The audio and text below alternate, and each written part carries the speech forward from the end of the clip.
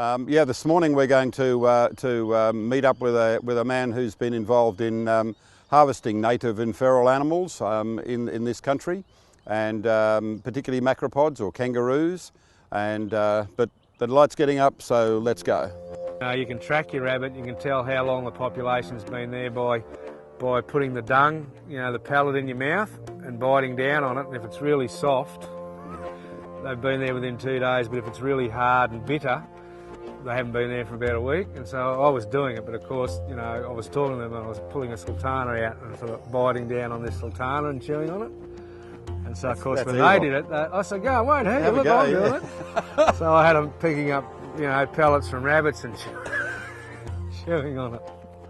Well, obviously, John, this is the result of 3 good seasons now, or at least 3 good summers, and record rainfall last summer through this area. We had record floods not far east and west of us.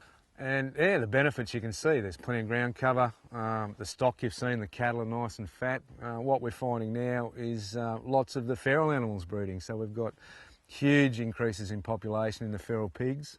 We're seeing litters of 11 and 12 and 13 surviving now, and 2 litters per year. But we did a recent aerial pig shoot through here on this particular property and a number surrounding them, and we shot well over 500 pigs in about 2 half days in the air out of a chopper. I often ask people to jump in the back of the ute, and you can see a lot more from up there, especially when we've got grass this size. So. Let's do it. Yeah, no worries. Let's do it. I'll jump in. Swing around here. I can probably sling in from here. Up on the... Yep.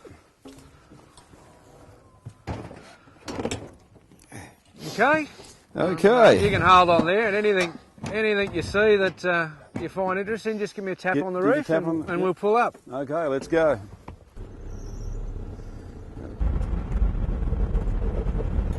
Yeah, no, well, we talk about the big divide between rural and urban Australia now, so that was a bit of a joke, that once you leave the west, you're going into another country almost now. So that's a male young red.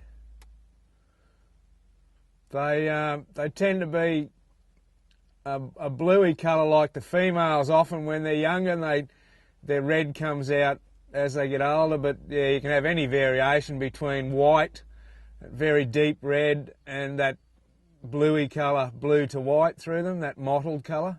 We've got large markets in Europe, especially for our wild boar.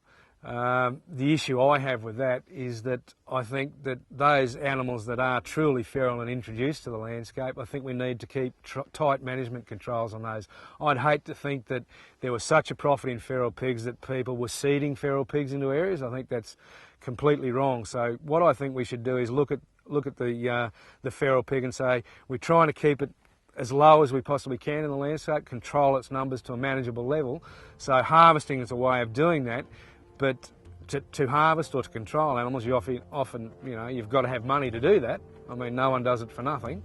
So if we can take the profit of selling those animals, but manage the populations at very low levels, I think that's a bonus as well.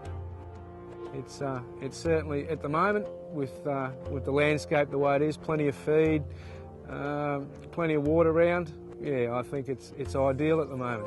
And there's a mob of feral goats that we talked about definitely grazing. Just looking at them, I think that's right. So, yeah, they're of course not natural to our landscape here, but feral goats, there's quite a considerable amount of profit made from the out of the rangelands by opportunistically harvesting the feral goats and supplying India and China with goat meat. So.